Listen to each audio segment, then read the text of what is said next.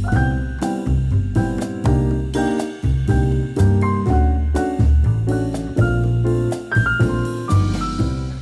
everyone, welcome to July watercolor month. Although today is the 3rd, don't worry, I'll catch you up on day 1, day 2, and today we will do the day 3 together. So the idea here is, to begin with, I am kind of just structuring the page and dividing it into 4. As we will go, I think I will stop doing that and we'll be just kind of organizing the sketches throughout the sketchbook, so it's more kind of natural looking. But what we have here is, for day 1 I have done a water lily. So I've used some of the elements from my botanical stamp set, which is the center, and then a few of the leaves. So I think these 4 leaves / petals, and that is literally it.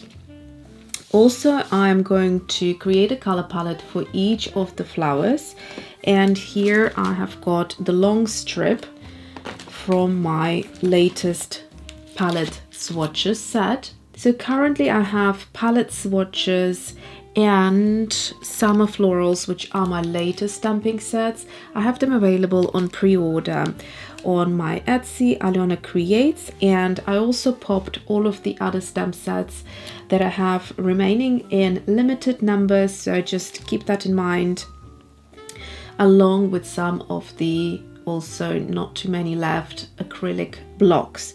These are fantastic for all of the stamp sets that you will see, except for the palette swatches. The strips, which are 4 of these, are not fitting, but these 2 are. So for the longer strips, I just had something available, and then you can find loads of different blocks in different arts and crafts shops. I've seen some that are thin and long, some that are more kind of like square, rectangular, etc. So have a look what you have to hand. Otherwise, what you can do, if you don't have anything available, you can use the backing of the sets, and then you can just lay it flat on your paper. So say for example here somewhere, you ink it up and then use it as your kind of, instead of your acrylic blocks, I would go like that and just make sure you place it and just push on it. So that's something you can do if you don't have anything else to hand. I'm hoping for an exciting month. I will just say that I have pushed myself super hard in the last 12 months and I saw some amazing accomplishments. I have been published in the Artists and Illustrators magazine in the summer 2024 issue, and I'm super proud of it. So I had a big spread here for Derwent. Worked with Derwent on quite a lot of commissions in the last 2 years probably, and so yeah, it's been amazing to create packaging, illustration for Derwent and their newest watercolor set. So hard work really gets you to places, no matter what it is that you're doing. And I want to give myself another little push this summer and do the July watercolor month together with you. I hope you enjoy it. I hope you'll find loads of inspiration and want to open up your sketchbook and just start drawing and illustrating and kind of getting your watercolors out and creating. So here we have used the elements, like I said, from the botanical set. In day 2, I have used predominantly everything from my latest summer floral set. So that would be this one here. And I've used these 3 flowers. I have used this element here and this one, and I have also used this element from the botanical set.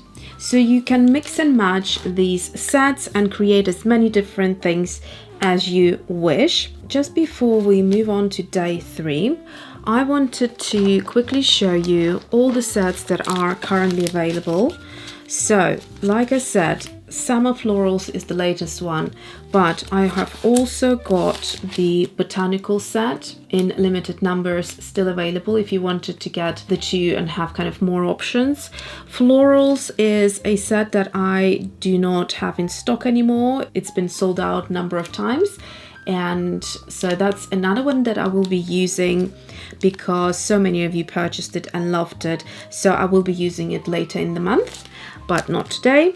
In terms of swatches, the latest one is palette swatches, and then I also have the other three in limited numbers. So we have the Swatch Joy, which has all the kind of elements for when you want to have a little swatch card with the details of the color, the transparency, the pigment, granulation, light fastness, etc., and a couple of kind of sketchier elements.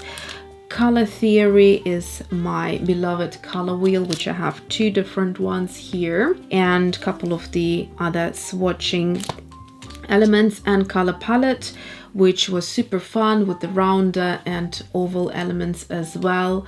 And we have got kind of the color wheel here with the triangle for Color Theory play as well. So like I said, we have loads of different options here to have fun with in the month of July.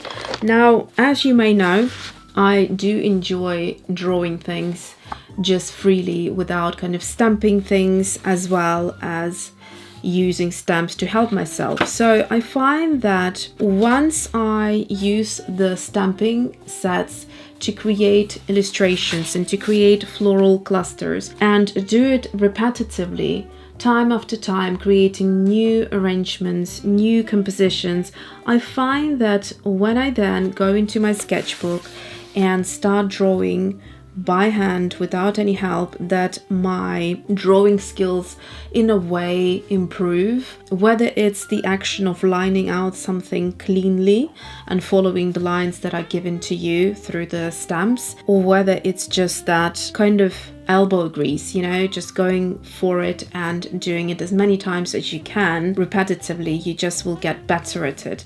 Something is definitely working, because I have realized and I have noticed there has been a fantastic improvement in my illustrative work outside of the stamping. So I find that these are really helpful tools, and although I don't use just them to draw, I absolutely enjoy the process when I do. Let's go in to day 3 and create a little illustration together, and then we're going to focus on adding watercolor to all of these. So today I thought I'll create a little mandala, and I have discovered them recently and I thought they look super pretty.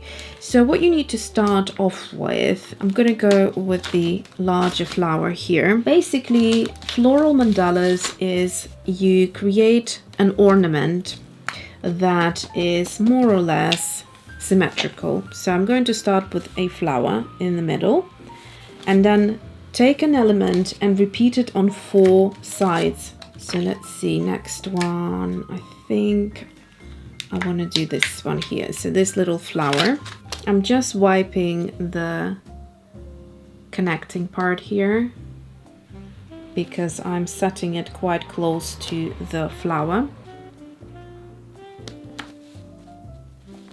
So now we're going to put an element in between these 4 flowers, and we're going to repeat that.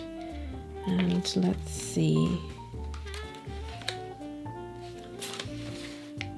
Okay, I'm going to put this longer element, so this one here. And here I'm going to ink it up together with the elongated part here because I want it to come out. And I want to nestle it in between these flowers.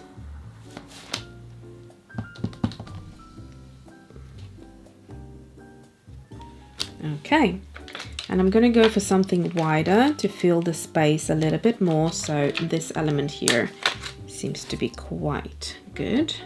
Again, wiping where I don't want there anything stamped. So for example, this end bit here, same thing as previously. So starting to become quite pretty and get a shape together. I feel like I want to add a little bit of something in between these areas just to fill them up a little bit. So here I'll just do the berry and see what it looks like. So I'm adding the berry in between all of them. So I'm rotating the berry to kind of make it face into sort of this direction. And that for me is now enough. And I'm going to, actually it was perfectly fine without the berry, so just make sure you stop where you want to stop, or you can carry on building. If you have a bigger sketchbook that you're working on, you can fill the entire page. In fact, I think I'll do that for maybe like the last day of the July or something like a big one, because it would take quite a lot of time. So that is it. I'm going to now line it all out with a fine point. I'm using today, let's see, what do I have here? Yeah, today I will be using the Unipin 01, but oftentimes I'm using Pigma Micron. So whatever I have to hand, either 001 or 01 is kind of the size that I'm going for. All right, so I'm gonna line it all out and then I will meet you for the fun watercolor part. By the way, if I haven't mentioned yet, once the pre-order is done, which is probably going to be about a week left of the pre-order, I will be moving everything back to my alyonacreates.com website, my own online shop, and continue selling just for Canada on Etsy. So basically, if you find that it's not available anymore at the time of you watching the video on my Etsy, then do have a look on my website, alyonacreates.com, and you might find it there. Okay, so we stamped everything. Just a quick tip. What I like to do is for crispier and more saturated elements like the centers of the flowers and the berries, I used the 05. So it's a really kind of much thicker nib, and you achieve that really crispy effect really quickly, rather than using a fine tip, which can be a bit scratchy when you're trying to load more pigment and kind of wiggling the fine tip. It's not designed for that. What you need to do is you need to swap to a thicker line, and then you will achieve it a lot faster. Okay, so we've got all of the drawing, and I decided not to line out the berries. I kind of feel like they were too much, so I'm gonna leave them in this peachy kind of pale pastel look, and they will be there just sort of in the background. So let's grab our watercolors. You'll need 2 different sizes of brushes. I'm going to use a round 1 and a round 3. And I'm also going to use obviously water, a rag for water control, dish, and a couple of palettes. I haven't decided which one. Let's start with the Botanical palette, and I might move on to the other one later on. Let's start with a pink. By the way, I have a whole playlist where I am sharing loads of tutorials, step by step, in real time, how to create lovely illustrations using my stamp sets. So if you wanted to have a look, I will try to link it at the end of the video for your convenience. So I'm going to start by a really light mix of a pink watercolor. Currently this is Quinacridone Red Light by Core, and I'm going to just fill in the petals. Because the color is exactly the same, I wouldn't really worry sort of colors or paint moving into one another and blending in, but you can wait for some of the petals to dry first before you move on to the next ones. Okay, nice and simple, just adding color. Okay, so hopefully the color hasn't dried fully on us yet, so we're going to go in and dip some of this color at the tip of the petal. So what you will see is that some of these petals have already dried up, so in that case you're going to wet your brush and just blend it. like so. Help it a little.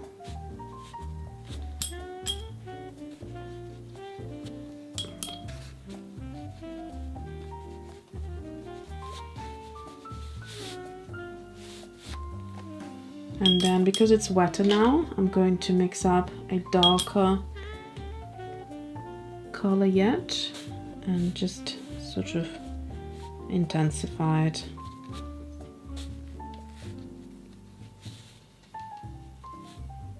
You can create little marks by just adding a little bit of this color. Some of the marks will maintain the shape and some of them will just kind of blend in, but it's definitely an interesting textural effect. Okay, so that definitely has to dry before we can do the green center. So what I'm going to do is I'm going to quickly do a memo of the colors that we used right here. So let's say we kind of used this color here. As you can see, I have designed the swatching stamp so that you can have a little bit of space between all of them to write down the name. So what I'm going to do is I'm going to swatch out 2 of the colors and then I'm going to mix 2 of them and swatch them mixed, because we kind of did that over here. It's also a great exercise to just learn and teach yourself about new colors and how to mix them. As you're doing swatches, don't underestimate them, just thinking it's a boring thing or it's a waste of time. Why do I need to swatch? Every artist I know of that had great success always swatches their watercolors. It's just a fact. Okay, we're leaving 2 here and I'm hoping that will be enough. I'm not planning to use too many colors for the center. So moving on to the next one while this is drying. Already I'm liking the juiciness and the colorfulness.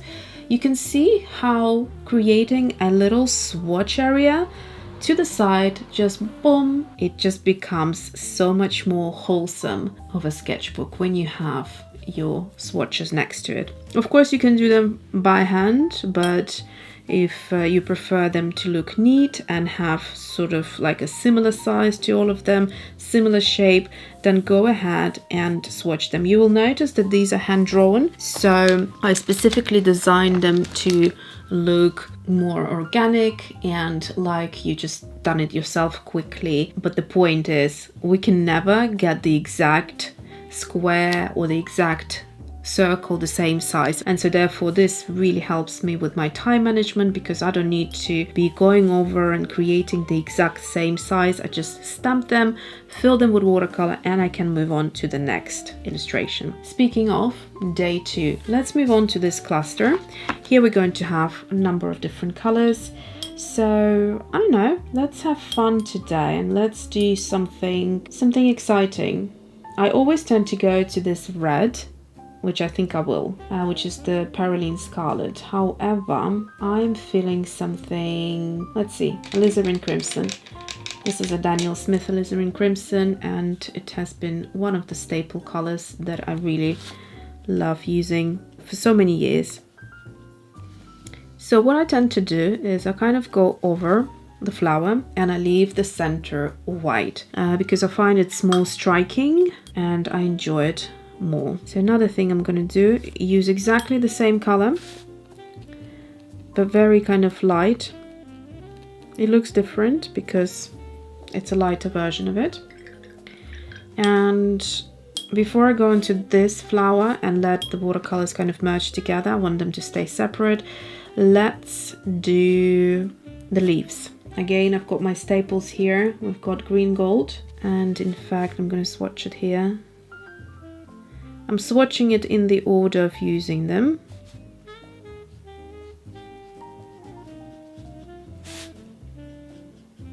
So these are limited color palettes. If you wanted to have more colors, or if you're planning to have more colors, you can easily add squares to your stamping sets just by adding as many as you want as you're going with it. So for example, if you wanted to have 10 colors, you're just going to stamp the second one below or next to it if you like the arrangement more. If you want to add just 1 or 2, again, just ink up as many as you want and don't ink up the rest and stamp accordingly. So you can really, you know, be flexible with it and have fun. Okay, another color that I like is Michael Harding? Moss green. So I'm gonna add a little bit of this. It's kind of dark. It's a really good description. Mossy kind of color.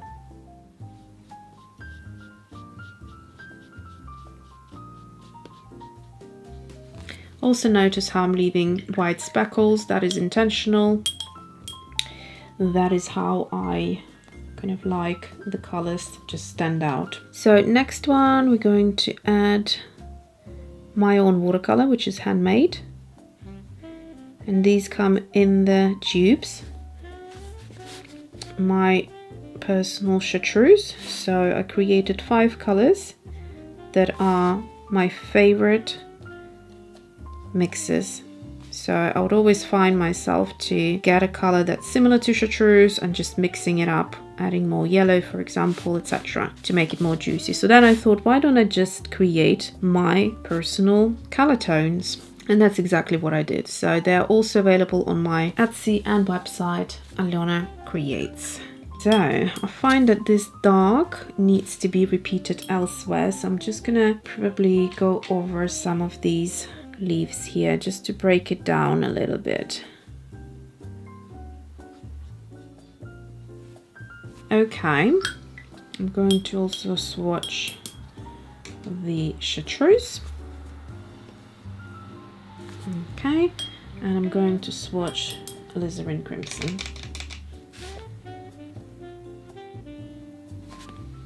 Okay, next one, as I said, I'm gonna go for the red one. I love this color. Perylene Scarlet. What a gorgeous, gorgeous red it is. Now, because it's a watercolor month, I think I'm going to keep it strictly watercolor. But of course, you can add some more detail and doodle and just have loads of fun with it. I'm going to go with a fine tip brush now and use that red that we just used. Just bring in a little bit of color because it is very pale compared to the other 2 flowers, and we want a little bit of detail there to maybe bring it out just a touch more. So you can do that, or you can use pencils, you can use acrylic markers, you can use water-based markers. There's just so many different things which you can still use in watercolor.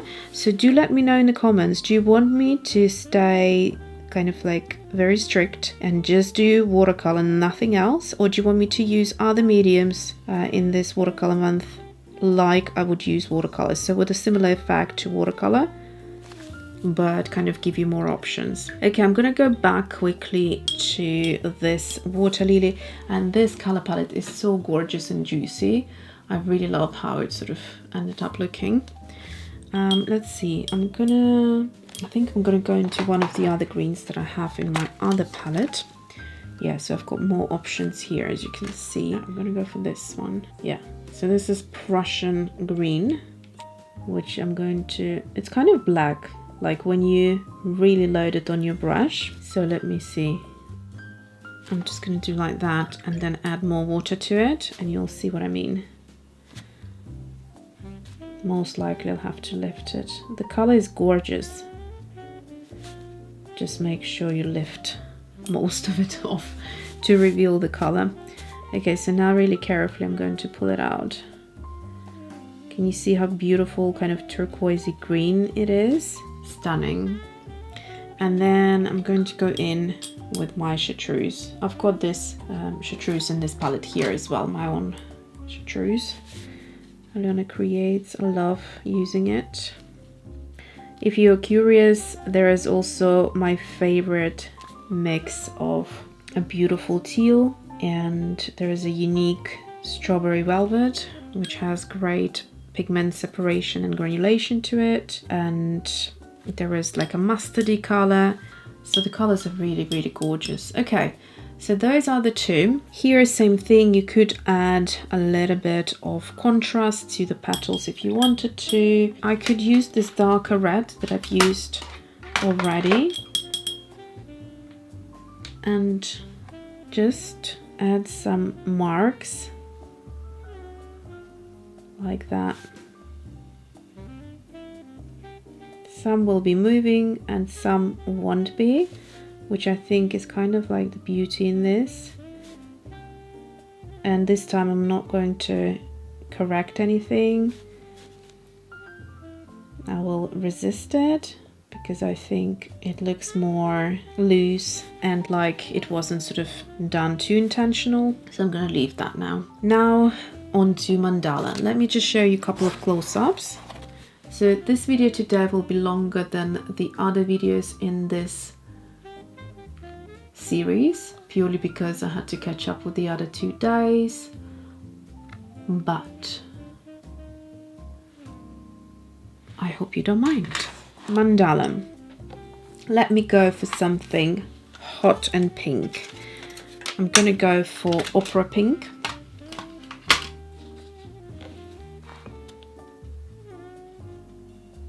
I'm feeling quite adventurous with this mandala. I want a bunch of color and I want maybe some lighter colors to play together. I don't want it to be kitsch, that's not me. But I do want there to be excitement and kind of celebrating the watercolor month. Okay, so that's that. Next color I want to do is this dark red. In fact, let me swatch this one first.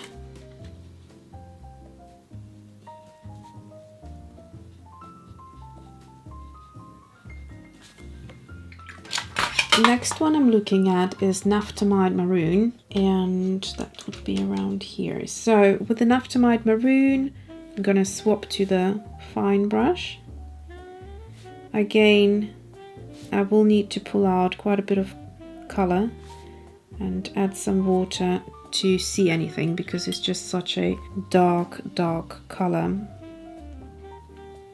With Naphthalmide Maroon, I find that the more saturated it is, the more I like it. It becomes very quickly washed out and just very dull in my personal view. So I like to showcase the color, but without it being so dark that you can't really notice the color. It's a kind of fine line between the two. So I find the best thing to do is just to half fill your element and then pull out with water and even possibly lift it as well. You might find that lifting some of that color is just necessary. But again, be careful not to lose the intensity. Okay, I'm going to repeat the same with all of these berry clusters. So next one, let's add some yellow. Yellow is not naturally a color that I go for because, I don't know, I actually don't know why, but there are a couple of yellows that I really love. So I'm gonna add this yellow here, which is Nickel Azo, I believe, is it? It is Nickel Azo Yellow by Daniel Smith. So I'm going to go ahead and add it to these berries. Same thing, it kind of ends up looking a little bit muddy if you don't add enough water. So if you really load it, like you can see, I'm just dipping my brush into the pan. But if I'm going to use like a smaller brush now and add water, the yellow pigment really becomes bright and vibrant. So keep that in mind. If your Nickel Azo feels a little bit dull to you, it's because you're not using enough water. And this can be the same with a lot of watercolors, like color wise. It is called watercolor for a reason. It's that perfect combo, or ratio rather, of water and pigment that you need to establish in your watercolor practice. So yeah, hopefully new beginnings for me in around September. I'm planning to launch a couple new watercolor sets and get back into my kind of handmade watercolors, and starting Patreon. I haven't felt enough reward here on YouTube in terms of how YouTube just kind of is not really circulating videos that I find deserve to be circulated more, and I'm not just talking about myself here. And then it gives too much attention to content that is not even like worth someone's time. But yeah, there are always options, and I have decided to move most of my, well, when I say move, I will be creating regular content on Patreon, and I want to build a community there with those of you who have been following me for a while here on YouTube. And yeah, I just feel it's kind of more private there. I can, you know, openly like share some subjects. I feel like Patreon would be a more suitable platform for me in terms of wholesome content. Here I just feel like I'm spending so much time editing my videos and I'm just not getting the reward for it. And it becomes demoralizing. It becomes a matter of, why am I doing this? Like, my time costs money because I am a commissioned artist now and I work on a lot of projects. So for me, doing this for free for YouTube, essentially, because of how they have done things and reduced payments, etc., it's not for me, really. So therefore, I have to find that does work for me, and I think going forward, Patreon is the place. Okay, so we're going to now go into Aussie Red Gold. Beautiful, beautiful red. Not red, sorry, orange. And I'm going to do the same thing here. Just load it in the tip of the petal, and then I'm going to pull it out.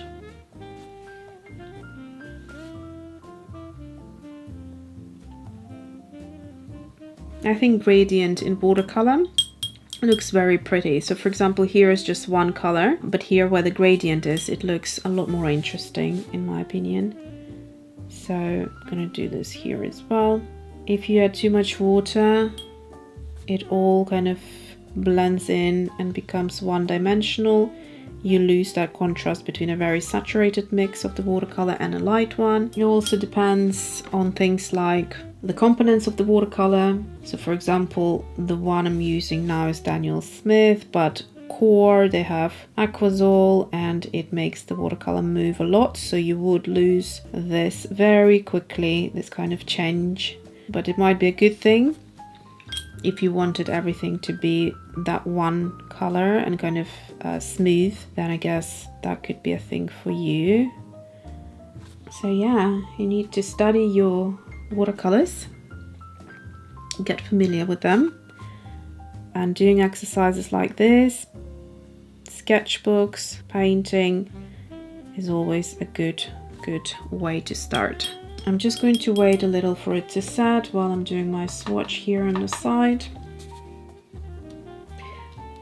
Well, I'm not waiting for it to set, you know what I mean. I'm waiting for it to not be as wet so that we can get a lovely gradient without the color going straight into the water that I'm adding. So let's try now.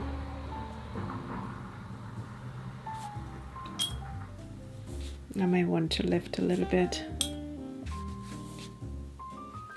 Okay, here it is. I actually quite like the berries in that kind of nude color popping through. And I'm going to show you the close-up.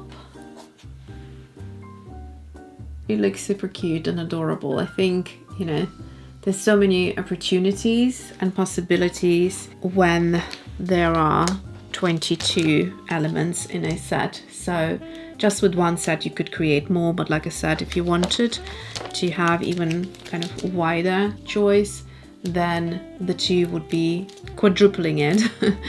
But you've got 22 clear stamps in both sets, so that would be 44.